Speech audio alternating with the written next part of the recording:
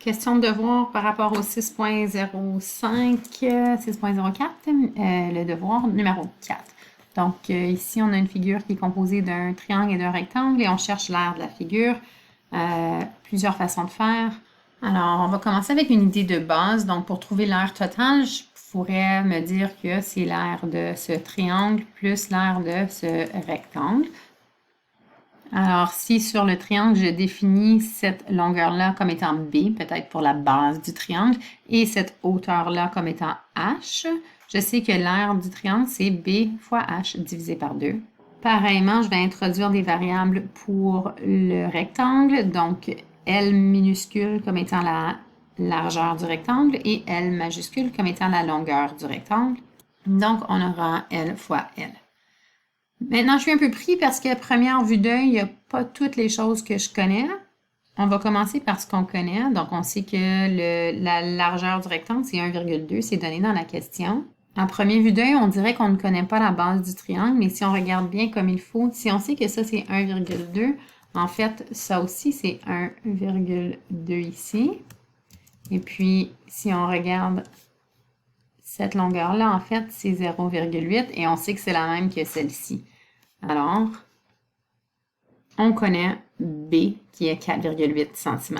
C'était donné indirectement dans la question. Il fallait regarder comme il faut. Maintenant, le L, je ne l'ai pas, mais je sais que la grande hauteur de la forme, c'est 9,3. Donc, 9,3 moins H me donnera L. Alors, j'ai pas L, mais si je trouve H, je peux trouver L. Alors, je vois que ma première étape, ça va être alors d'aller trouver H. Donc, ma première idée, des fois, on peut l'écrire, puis ça nous mène à un blocage. Donc, je ne peux plus avancer parce qu'il me manque des choses. Donc, ce ne sera pas nécessairement la première étape dans ma solution. OK, même si c'était ma première idée. Donc, là, j'ai écrit 1 ici pour dire que c'est ma première étape.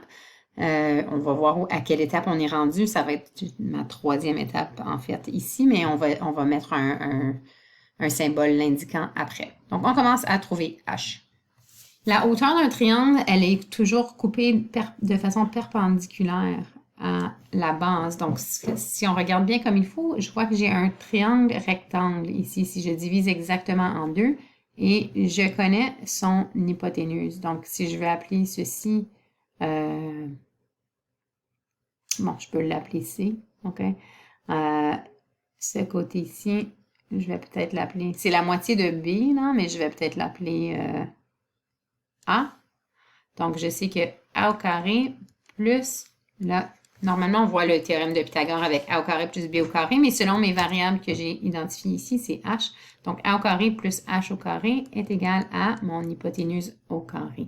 Donc, la somme des deux cathètes va être égale au carré va être égale à l'hypoténuse au carré. Donc, c'est le théorème de Pythagore parce que j'ai un triangle rectangle.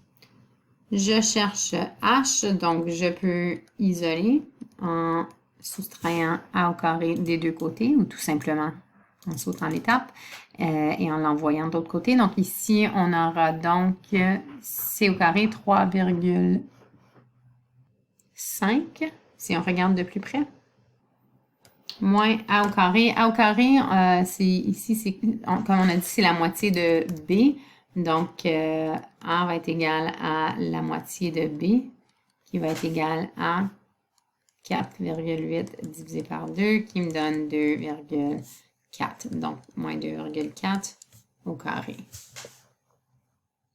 Alors, en évaluant avec la calculatrice, on obtient ça. On peut prendre la racine carrée des deux côtés. C'est une équation, donc je fais la même chose des deux côtés.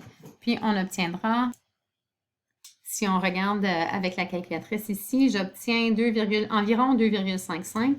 Puisque ce n'est pas ma réponse finale, on ne cherchait pas juste à trouver ça dans la question, c'est toujours mieux de garder plus de chiffres après la virgule. Donc, je vais garder 4 chiffres après la virgule ici. Donc, je vais écrire 2,547,5. Je laisse à 5 parce qu'à la droite, c'est plus petit que 5. Donc, 2,5475. Donc, je n'arrondis pas tout de suite à un chiffre près de l'unité parce que ce n'est pas ma réponse finale. Donc, voilà, j'ai une hauteur en fait, si je voulais vraiment très attention, c'est environ égal parce que j'ai arrondi. Même si j'ai arrondi à 4 chiffres, c'est un arrondissement. Donc, on peut écrire avec le symbole environ égal. OK. Maintenant que j'ai trouvé H, on peut ensuite trouver L. Donc, ça va être la deuxième chose que je vais faire. Mon L en mauve ici. Donc, trouvons L. Donc, on sait que L, c'était égal à cette grande hauteur de 9,3 moins H ici. Donc, c'est ce qu'on va aller écrire. Et en fait, le H, on vient de le trouver avec le théorème de Pythagore, donc 9,3 moins 2,5475. Puisque je viens de le faire dans ma calculatrice, je l'ai ici en mémoire. La calculatrice va garder, peu importe la calculatrice, ça va garder la dernière réponse en mémoire. Donc, ce que je peux faire, c'est juste de dire 9,3 moins answer. OK, donc 9,3 moins... Puis, tu devrais avoir un bouton ANS sur ta calculatrice et ça va me donner ça va prendre plus de chiffres décimales après, donc c'est encore mieux. Puis cette fois-ci encore, je vais arrondir avec 4 chiffres après la virgule, donc 6,7525 cette fois-ci, parce que ce qui est à droite, quand c'est 5 en montant, on arrondit vers le haut. Donc, 6,7525.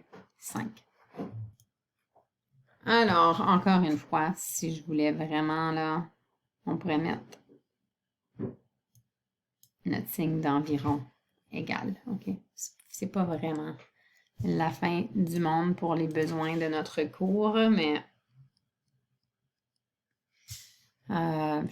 c'est environ égal parce que j'ai coupé mon 2,5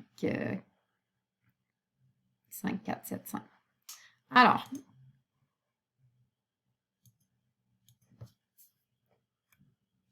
maintenant que j'ai fait ces deux étapes-là, on peut retourner, on a tout ce qu'on a besoin maintenant. OK, donc on peut retourner à notre idée initiale qui était d'aller trouver l'aire totale.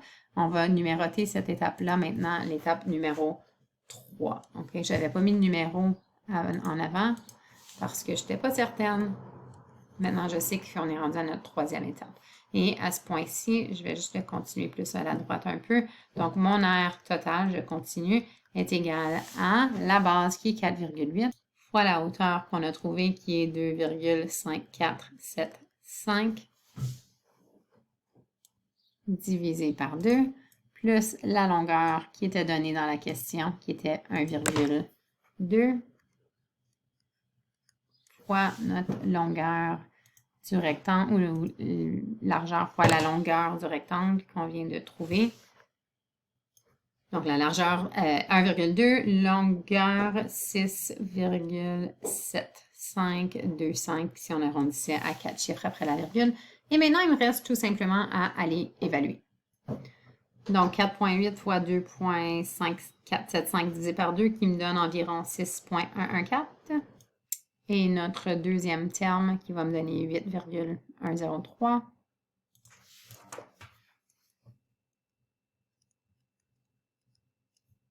Pour une réponse finale de 14,22. Alors ici, on a des centimètres comme longueur, donc notre R sera des centimètres carrés dans ma réponse finale. Alors, dépendamment de combien de chiffres tu as gardé après la virgule dans tes réponses intermédiaires, tu obtiendras possiblement une différence au niveau des décimales. Le plus de chiffres que je garde après la virgule, le plus précis que je suis, donc le plus près de la vraie réponse est ma réponse finale. Comme j'ai dit à plusieurs reprises dans la vidéo, ici, on serait en fait mieux de donner le signe environ égal. OK, donc on a environ 14,22 si j'avais gardé 4 chiffres après la virgule. Dans le corrigé, vous allez voir que c'est en fait une réponse un peu différente parce que j'imagine que dans la solution qui avait été faite, c'était peut-être juste 2 chiffres après la virgule qui avaient été gardés. Donc, c'est pas super important pour le niveau de 9e année. Mais gardez en tête que le plus de chiffres que je garde après la virgule, c'est mieux. OK? On aura une valeur plus précise. Mais en autant qu'on démontre notre travail, c'est ce qui est important. Donc, voici une solution possible pour le numéro 4.